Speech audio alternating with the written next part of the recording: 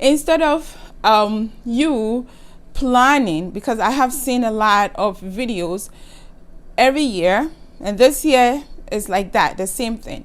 There's a lot going on around the world with our sisters and brothers in Palestine, in Sudan, in some part of Africa. A whole lot is going on. So I feel like this Ramadan, even though it's gonna be the same Ramadan that we've been fasting and doing a whole lot of zikr and worship, is gonna be different. It is not going to be the elaborate Ramadan for a lot of people, for a lot of us. It's gonna be like the intimate, intuitive moments and period that we're gonna go inside and tap into ourselves to be connected with Allah, right? So it is not all about cooking and planning and thinking about what to eat for suhoor, what to eat for iftar. Even though I have some video that I'm gonna come on and share 1 or 2 recipes or 1 or 2 nutrition tips about suhoor and iftar for pregnant and preconception stage and also postpartum. This is very important. Ramadan is about worship. Instead of preparing and making food and glamorizing everything that comes with Ramadan, I think glamorizing ourselves and washing ourselves to be clean, to receive the blessing of Ramadan, to receive the guest, that beautiful shiny guest that is coming in the next few days, is important. So how do we prepare?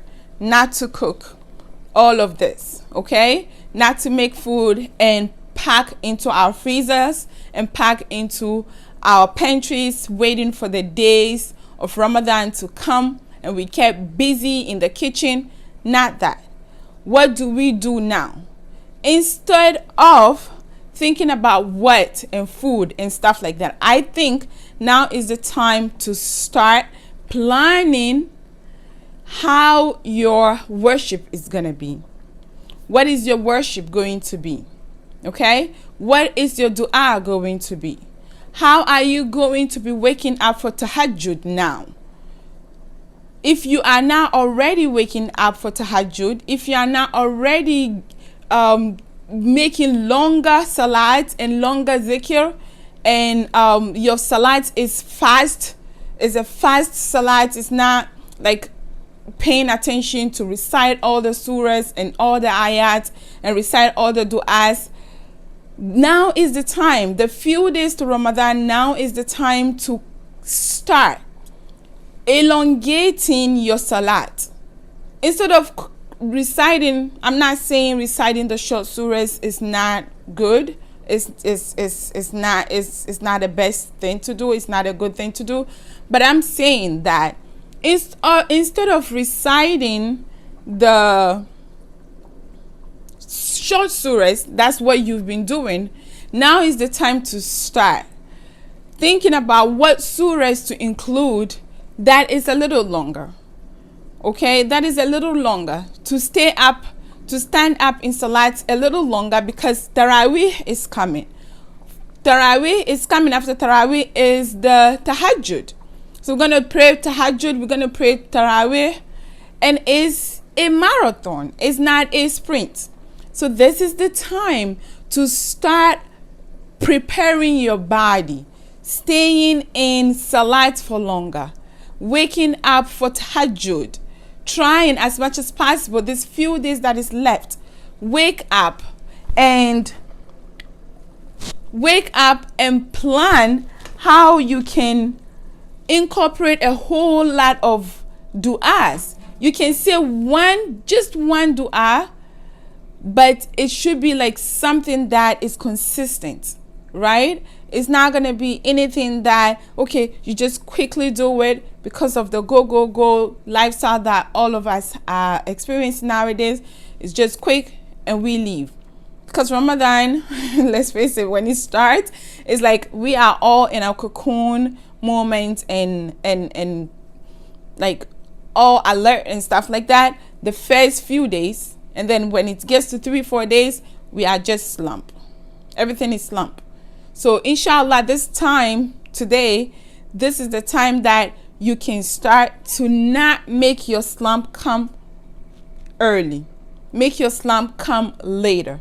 So this is one point that I want to share. Make your salat longer, make your dua longer. Try to, as much as possible, to wake up for a few days to Ramadan and do tahajjud and train yourself for the salat and for the dhikr and for the worship that is ahead of us in Ramadan. And another quick tip I also want to share is regarding food and nutrition. Try as much as possible to delay your breakfast. Okay? Delay your breakfast. If you're having breakfast, whatever time you have breakfast, you can delay your breakfast to about 2 hours or 3 hours later than when you usually have breakfast.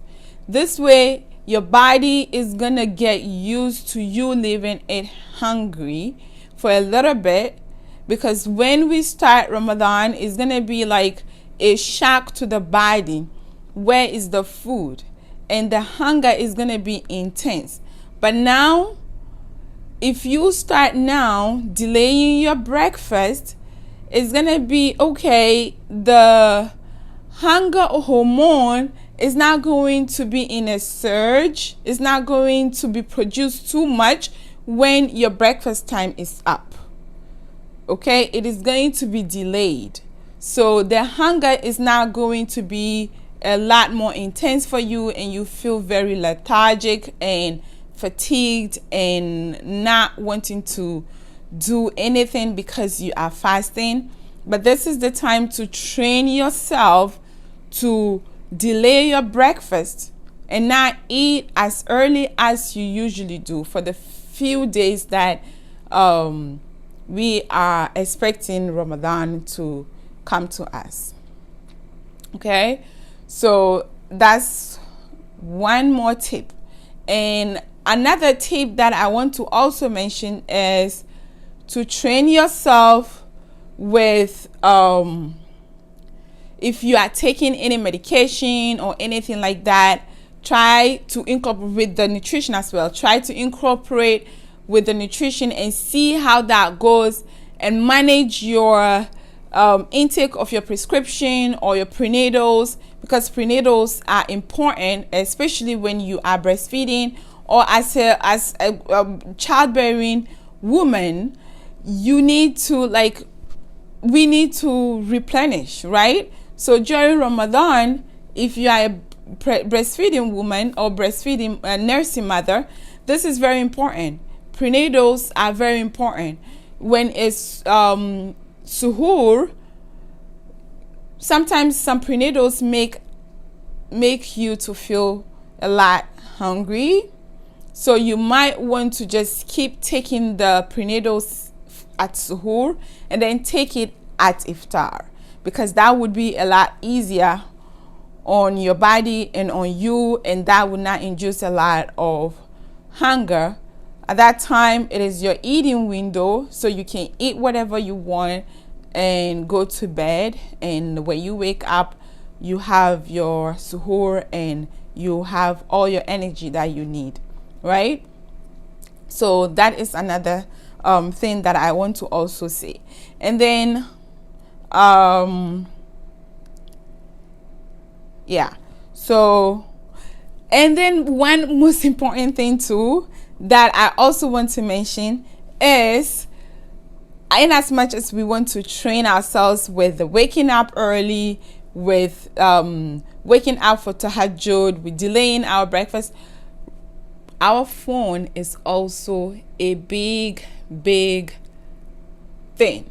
It's also a big distraction during Ramadan. So try as much as possible to find a plan on how you would engage on your phone, how you're gonna be fasting away from your phone. Okay, fasting away from your phone, so that it's going to be for worship. Everything that you do is going to be for worship. Everything that you do will not be just mindless doing stuff. It's going to be intentional doing stuff, because a lot of us go on our phones just mindlessly. We don't even think about it.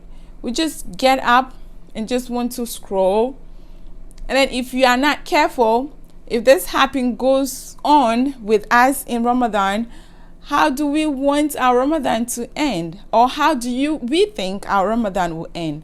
It will end with like, okay, the mediocre thing. And then after that, we will feel like, there's nothing that we have done in Ramadan. We've not achieved what we want to do. We've not connected. But really, if we plan now and you think about it, this is the time to just start fasting away from your phone.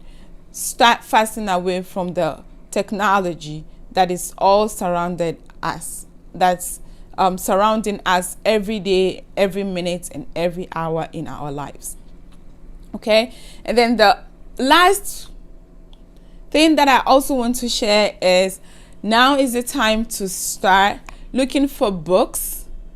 Quran is the number one that you can include, number one book that you should pay attention and get it cleaned up and ready to go. Now is the time to even start. If you want to finish up reading Quran, the whole Quran, this is the time to do that. You start reading from Baqarah until Ramadan gets here, and you keep on with your momentum. All right? But if you are also into reading, finding some wholesome Islamic books is excellent. You include some books and you read 1 or 2 pages every day to empower yourself, to enlighten yourself with knowledge, right? So it's very important. I have made a video that I will link down in the description box below that is very packed with a lot of information about books that you can read during Ramadan. I did this video, I made this video last year, and it's very much important this year as well. So some of the books I have read, some of the books I have not finished reading. So I will be sharing that book later. Maybe during Ramadan, I will come on and share some books, recommendations to read for the pregnant women who are watching me, for the postpartum women who are watching me, and also the general public of women who are interested in reading. Okay, but don't forget to check the book recommendations, the book video that I have a whole bunch of book recommendations in that video that might be helpful for you as well. Okay, so I hope this is helpful. This is quick, and it wasn't planned. It's not a planned video that I wanted to come on to share. I wanted to come on to share a different topic video related to postpartum, but I'm like, no, it's Ramadan. A lot of people are looking to get started with planning and stuff like that. Maybe this information might be helpful. So I hope this is helpful to you, and I'm also going to implement these tips that I mentioned. So inshallah, I hope these are helpful. If it is, please don't forget, if you have not subscribed, please subscribe and join the family. I am happy and I celebrate everyone who joins this channel, this my little corner on the internet. So come and join us, and let's learn together and empower ourselves and enlighten ourselves with important information that we need as women. Okay, so please don't forget to also share to other women or friends, your pregnant mamas, your nursing mothers, friends who might need this information.